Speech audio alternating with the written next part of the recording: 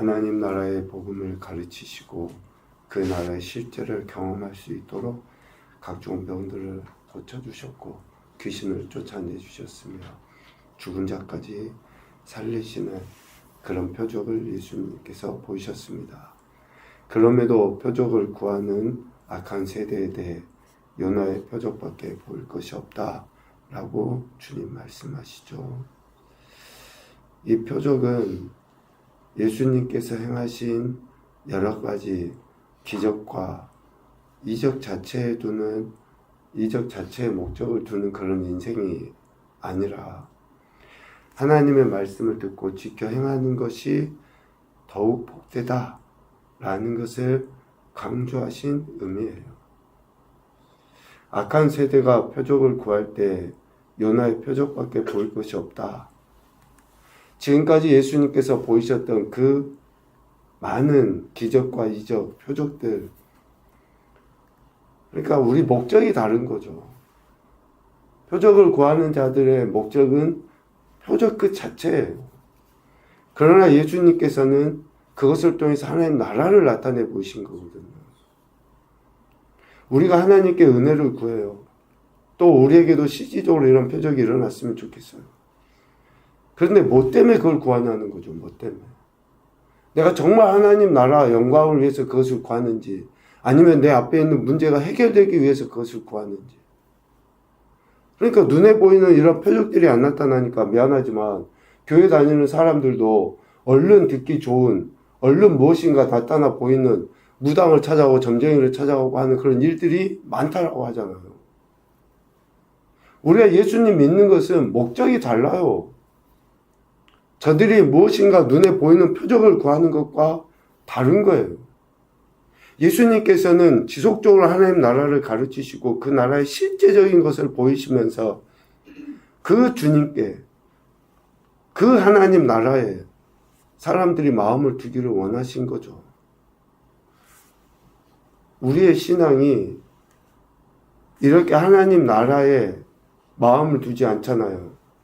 우리의 믿음이 하나님 나라와 의의 마음이 없잖아요. 그러면 오늘 이 악한 세대와 같이 표적을 쫓아 신앙생활하는 그러한 모습이 돼요. 그래서 예수님께서는 제자들이 기도를 가르쳐 달라고 하실 때 첫 번째로 가르쳐 주신 건 뭐예요? 아버지의 이름, 그러니까 하나님 아버지와의 그 관계, 그리고 하나님 나라의 거룩함을 구하도록 기도를 가르치신 거예요. 너무나 의도가 분명하죠. 예수님은 사랑하는 제자들이 자신이 이 땅에 오신 목적, 하나님 나라를 나타내기 위해서 오신 그 목적에 합한, 그래서 제자들이 하나님 나라를 이 땅에서 누리고 그 제자들이 이 땅에서 하나님 나라를 전파하는 자들로 세우시기 위하여 기도를 그렇게 가르치셨던 것이죠. 이렇게 예수님은 가르치시기 위한 의도를 가지시고 행하셔요. 본을 보이신 거죠. 오늘 37절 이하에 보면 예수님께서 바리새인의 집에서 점심 잡수실 때에 있었던 사건을 기록을 하고 있습니다. 예수님께서 말씀하실 때에 이 문구를 보면서 예수님은 한결같으시구나 라는 생각을 하게 됐습니다. 여전히 자신에게 주어진 사명, 즉 예수님은 말씀으로 가르치시죠. 말씀으로 선포하시고 말씀으로 기적과 이적과 능력을 행하시고 예수님은 한결같이 자신이 이 땅에 오신 그 목적을 행하시는 분이시다 라는 것을 보게 됩니다. 거기에 그냥 좀 우리 인간적인 생각을 덧붙이면 참 열심히셨다. 참 열심히 그 일을 하셨다 라고 생각을 해볼 수 있죠. 하나님 나라의 복음을 전파하시는 일에 열심을 내신 거예요. 근데 오늘 율법에 능통하다고 하는 바리새인이 자기 집에 초청을 해서 예수님과 함께 점심을 먹으려 한 거예요. 이 37절 말씀을 이 바리새인이 좀 악한 의도를 가지고 했다라고 보기는 좀 어려워요. 그가 아직 확실하게 예수님을 믿는 것은 아니지만 그래도 예수님의 말씀을 듣고 뭔가 좀 그런 변화를 기대했다 할까? 하여튼 이러한 그 마음을 가지고 예수님을 모신 거거든요. 초대해서 말씀을 들으려 한 거예요. 책 잡기 위해서 예수님을 말의 올무에 걸리게 하기 위해서라기보다는 이러한 조금은 선한 의도일 수 있어요. 그런데 그는 바리새인이잖아요. 율법에 능통해요. 이렇게 해서 식사를 같이 하려고 하는데 38절 잡수시기 전에 손 씻지 아니하심을 그 바리새인이 본 거예요. 예수님을 초청해서 함께 식사하려고 했던 그 바리새인이 보고 이상히 여기게 됩니다. 손을 씻지 않았다. 그러니까 손을 씻는 행위는 당시 하나의 예의죠. 그리고 또 위생상의 문제를 뛰어넘어서 접촉했던 것을 씻어내는 그런 의미가 담겨져 있어요. 이러한 식사 습관에 능통하죠, 바리새인은. 그러니까 이런 관습 철저하게 지킨 거예요. 오늘 이 바리새인뿐만 아니라 당시에 유대인들도 철저하게 이렇게 지켰던 그런 규범을 지금 예수님이 지키지 않는 거예요. 그것을 보고 바리새인이 이상히 여겼다라는 거죠. 그러니까 율법에 능통한 바리새인이 봤을 때는 매우 파격적이잖아요. 어떻게 이렇게 손도 씻지 않고 음식을 먹지? 그런데 두 가지죠. 손을 씻지 않는 그 행위 자체도 그렇지만 자신을 무시한 거예요. 그 집에 와서 손도 씻고 그렇게 해야 되는데 바리새인인 자신을 무시한 처사로 여기기 때문에 이것을 이상하게 생각한 거죠. 그런데 생각을 해보십시오. 예수님이 유대인들이 손을 씻지 않고, 그러니까 손을 씻고 밥을 먹는다라고 하는 것을 예수님이 모르셨을까요? 예수님도 유대인이잖아요. 어렸을 때부터 율법의 그 교육을 받아왔던, 그래서 율법에 의해서 성전에 가서 제사도 드리고 하는 그런 행위들을 예수님 어렸을 때부터 계속 해왔는데, 예수님이 남의 집에 가서 손 씻지 않고 밥 먹는 거, 그러니까 손을 씻어야 된다는 걸 예수님 모르셨냐고요. 너무나 당연히 잘 알죠. 그럼에도 불구하고 예수님께서 바리새인의 집에 초청을 받았음에도 불구하고 잡수시기 전에 손을 씻지 않았다. 이거는 다분히 예수님이 의도를 가지시고 행동한 거예요. 그들을 가르치실, 그들이 형식적이고 외식적이라고 하는 것을 깨뜨리기 위해서 의도적으로 예수님께서 손을 씻지 아니하고 음식을 드시려 하셨다. 현재는 예수님께서는 하나님 나라를 가르치시고 저들 안에, 즉 저들이 이 땅에서 하나님 나라를 누리며 살기를 기대하신 거예요. 어떤 관습에 얽매여서 형식에 치우쳐서 거짓되고 위선된 그러한 그 마음에 죄악으로 물들어진 상태로 살지 아니하고, 그래서 오늘 39절 이하에 예수님께서 의도성을 가지고 그들에게, 즉 바리새인의 집에서 이렇게 행하셨다라는 것을 표현하셔요. 그들의 마음의 상태를 바꾸시기 위해서. 그래서 예수님의 가르치심은 마음의 변화를 위한 가르치심이에요. 마음의 변화. 마음이 바뀌어지지 않으면, 아니야, 하다못해 세상 사람들도, 좀 철학적인 사람들도 그런 이야기 하잖아요. 마음 먹게 달렸고 마음이 조금만 바뀌어지면 그런 이야기 하잖아요. 근데 하나님이신 그분이, 우리의 마음을 창조하신 그분이 이런 의도를 가지고 행하신 것은 결국 우리 인간의 마음이 바뀌지 않으면 안 된다라는 것을 가르치시기 위함이죠. 그러니까 진정으로 씻어야 할 것이 뭐냐? 진정으로 변화될 것이 뭐냐? 손 좀 안 씻고 음식 먹으면 뭐 큰일 납니까? 그런데 그것을 목숨처럼 지키려고 하는,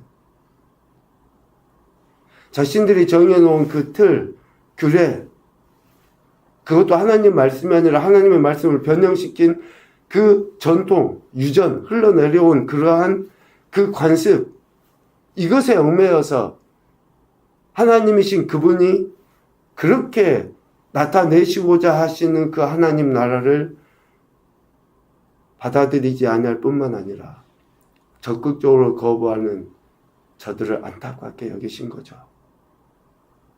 그래서 오늘 연거푸 주님 말씀하셔요. 화 있을진저. 이 말씀은 그들 막 저주하는 그런 의미보다도 탄식하시는 거예요. 너무 안타까우니까. 진짜 변화돼야 될 것이 무엇인가? 그래서 39절, 속에 있는 탐욕과 악독을 제거하는 거예요. 우리 마음속에. 겉을 깨끗이 하면 뭐합니까? 속은 뭉그러져 있는데. 그러니까 속에 있는 것을 제거해야 된다. 42절, 하나님께 대한 사랑과 사랑에 근거하여서 제물도 드리고 공의도 행해야 한다. 하나님께 대한 사랑이 빠져있는 제물, 이사야 선지자를 통해서도 이야기했잖아요. 호세아서를 통해서도 이야기해요. 하나님이 진짜 원하시는 것이 무엇인가? 하나님께 대한 사랑이 없어요. 그러면서는 제물을 드려. 그러면서 예배는 해, 기도는 해. 아무런 의미가 없는 거죠. 제물도 하나님 사랑의 근거에서 드려야 되고, 하나님 사랑의 핵심인 공의도 행해야 한다 라고 가르치시고, 또 하나는 52절입니다. 지식의 열쇠를 가진 자들의 그 그릇된 행태를 책망하시죠. 단식하십니다. 그러면서 지식의 열쇠를 가지고 하나님 나라에 들어가고, 또 들어가려고 하는 자들을 제대로 인도해야 한다. 여러분, 유대인의 특권이 뭐예요? 사도 바울이 로마서를 통해서 이야기했잖아요. 저들이 율법을 맡은 거예요. 하나님의 말씀을 맡은 게 가장 큰 특권이거든요, 유대인들은. 그런데 그 율법을 가지고 되려, 즉 지식을 가지고 하나님 아는, 하나님 주신 이 지식을 가지고 어때요? 자기들도 안 들어가고 들어가려는 사람들도 되려 그 율법의 잣대로 판단하고 정죄해서 들어가지 못하게 만들어버리는 이런 안타까운 일들을 행했던 거죠. 그래서 지식의 열쇠를 가지고 저들도 하나님 나라에 들어가고, 또 들어가려고 하는 자들을 제대로 인도해야 한다라는 것을 가르치신 겁니다. 예수님은 형식적이고 외식적인 악습에 치우쳐서 하나님 나라를 제대로 바라보지 못하는 자들, 이미 하나님께서 말씀을 통해 가르치셨음에도 불구하고, 율법을 통해 가르치셨음에도 불구하고 적극적으로 거부하고 있는 자들을 향해서 탄식하시죠. 화 있을진저. 6번 반복해서 이야기하고, 또 마태복음 7화라고 해서 7번 말씀하시기도 하십니다. 하여간 강하게 그렇게 탄식하시면서 그들을 책망하셔요. 하나님께서 먼저 깨닫고 하나님 나라의 백성으로서의 삶을 살아가도록 그들에게 기회를 주셨잖아요. 그렇게 하셨음에도 그들은 자신들뿐만 아니라 다른 사람들조차 하나님 나라를 누리지 못하게 막고 있는 그런 모습을 보였던 거죠. 그래서 주님은 탄식하시면서 그들이 실질적으로 마음의 변화가 되고 하나님의 말씀으로 저들이 새로워지기를 기대하시고 오늘 이 말씀을 통해 교훈하시는 겁니다. 첫 번째 교훈은 하나님 나라는 마음의 변화를 통해 누릴 수 있다. 우리의 마음이 새로워져야 됩니다. 마음은 영의 자리예요.